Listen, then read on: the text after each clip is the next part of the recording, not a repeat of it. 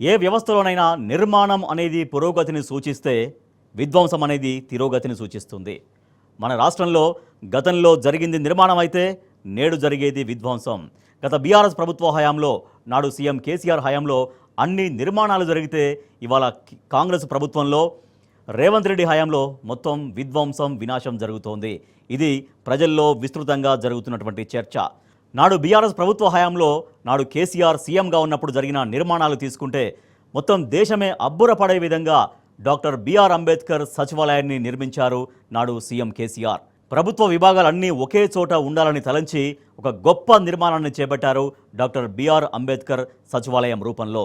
తెలంగాణ తొలి ముఖ్యమంత్రి కేసీఆర్ సారథ్యంలో ఆయన ఆలోచనలతో రూపుదిద్దుకున్న డాక్టర్ బిఆర్ అంబేద్కర్ తెలంగాణ సచివాలయానికి సమీపంలోనే భారత రాజ్యాంగ నిర్మాత డాక్టర్ బాబాసాహెబ్ బిఆర్ అంబేద్కర్ యొక్క 125 అడుగుల భారీ విగ్రహాన్ని ఏర్పాటు చేశారు. ఆకాశమంత స్ఫూర్తిని అందించే అంబేద్కర్ విగ్రహం మరో గర్వకారణం. తెలంగాణ రాష్ట్రం ఏర్పడింది అమరవీరుల త్యాగాలతోటి. వాళ్ళను స్మరించుకునే విధంగా, వాళ్ళ త్యాగాల్ని గుర్తు చేసుకునే విధంగా సచివాలయం ఎదురుగానే అమరవీరుల జ్యోతిని కూడా నిర్మాణం చేశారు నాడు సీఎం కేసీఆర్.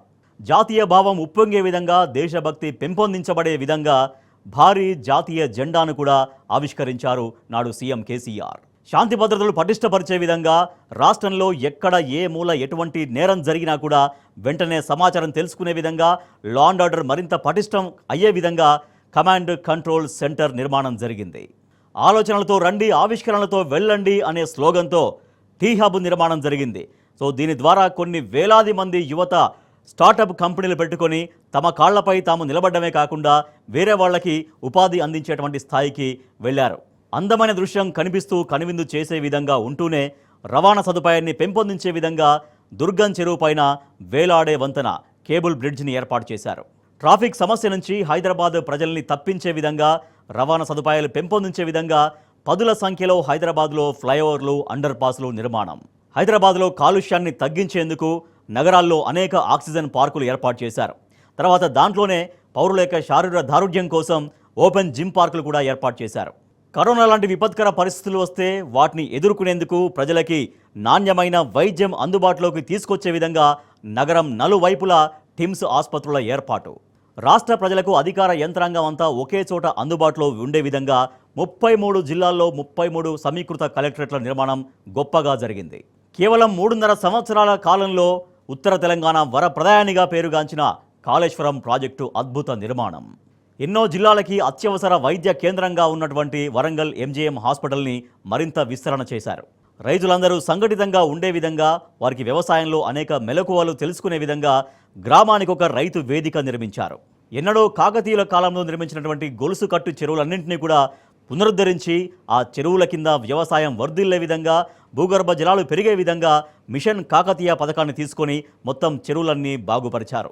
ప్రకృతి సమతుల్యతను కాపాడే విధంగా హరితహారం అనే కార్యక్రమం తీసుకొని కొన్ని కోటాను కోట్ల మొక్కలు నాటి గ్రీన్ కవర్ని పెంచారు.